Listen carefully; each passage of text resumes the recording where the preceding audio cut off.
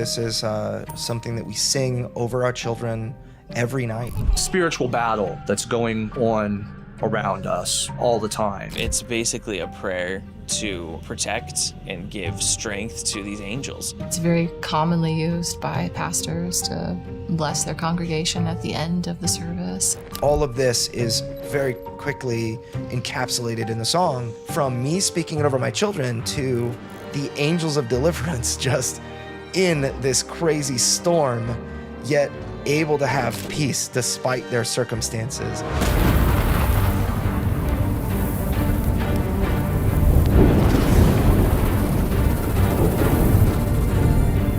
Deliverance is a board game about spiritual warfare. You're on these dungeon crawls, you have these fantastic characters with thoroughly designed mechanics that, sort of interact with each other and support each other, and it also happens to be Christian themed. Andrew has always wanted the game to be really moving, really powerful, and really reflect the idea of spiritual battle that's going on around us all the time. So when we launched our first Kickstarter campaign, we wanted to show people that Deliverance takes itself seriously because, up until that point, really the RPG in a box dungeon crawl, tactical combat skirmish game was kind of a joke. So we had to show people that it was a serious project that should be taken seriously. The goal of this next campaign is to show people that Deliverance is beautiful. And one of the most powerful ways you can do that is through music.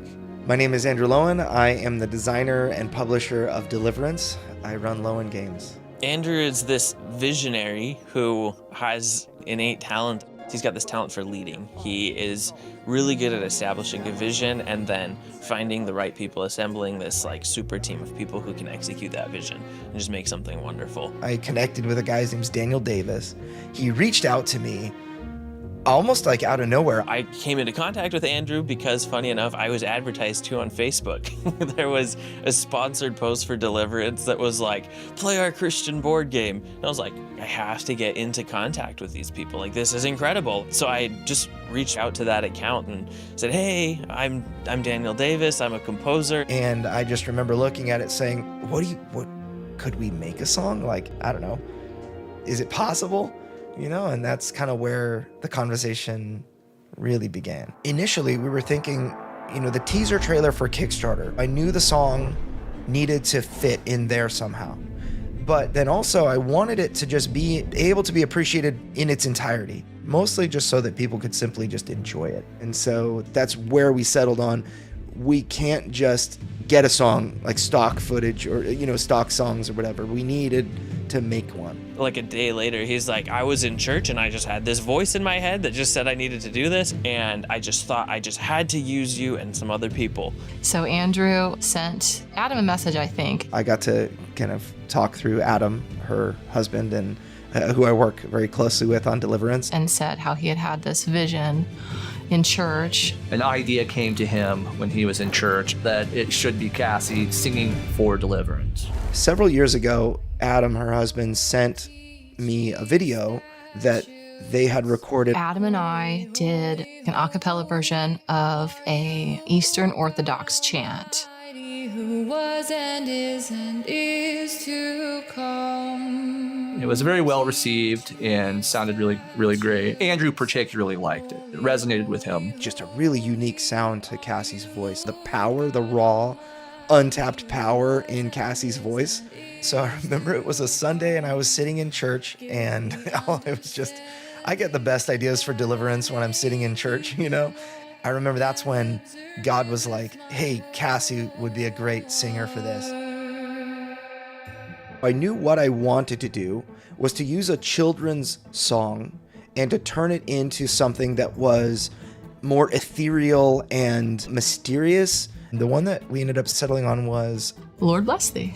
It comes scripturally from the Bible. This was the Aaronic blessing that Aaron, the priest, was supposed to pray over the people, to speak over the people. It's very commonly used by pastors to bless their congregation at the end of the service. This is something that we sing over our children every night. Basically a prayer to protect and give strength to these angels so that they can accomplish their mission. Holy violence against demons. It's awesome. I remember sitting at the very last street light to turn left into my neighborhood to go home, and it just randomly, while I was sitting at this red light, it hit me. And so I hit the record button on my phone. Andrew sent me this voice memo and says, I just wanted to kind of show you some of the ideas that I had and get your thoughts on it, but I'm a really bad singer. So I'm going to sing it for you first, and then I'm going to whistle it. So he sends us this voice message and he's singing it, and he's a decent singer. And then he whistles and it was crazy.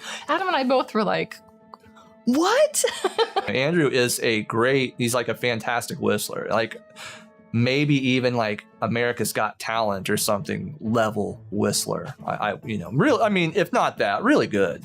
Like Andy Griffith or something, I'm a pretty good whistler, but a horrid singer. I just brought it into my DAW, into my Cubase session, and I would just listen to it over and over. From there, I was able to sketch out, this melody contour and pair that up with these beautiful lyrics that are just all straight out of the Bible. I relied a lot on Daniel as the expert in his field because I am very, very good at appreciating music, but I am very, very bad at making it. I would say it's really a 50-50 co-write. Andrew, he wrote the melody, and I wrote the orchestral elements. Daniel came up with the arrangement.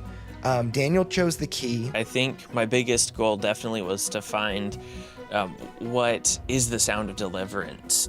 And so I started playing around with some different orchestrations, and I'd send him versions to sort of pick from. I was like, okay, do you like, more of this tone or this tone? And then actually everything kind of fell into place, weirdly enough. Adam had a friend.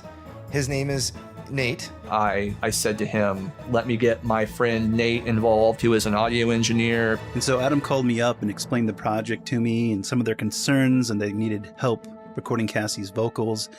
And I was like, hey, perfect timing. I have a vocal booth, a whisper room that I need to move from my location to yours. And then Adam just said, hey, I could take today off and basically drive 6 hours and help him move the soundstage. So Adam came and helped me move the vocal booth and was kind of surprised by the amount of effort it took. My interaction with Nate and Adam, we had just sort of this Zoom meeting. We talked about some of my fears of ending up with a noisy recording. I was very comforted to have Nate on the project. As soon as I said that, he started telling me about, oh yeah, well, here's my plan to mitigate that. He brought with him literally a mic locker and years of experience. We did a mic check with, seriously, about 20 different microphones to find the perfect sound for her voice. We came down to the church building and set up a little studio kind of in a corner. It was this neat little space with the whisper booth, and we brought my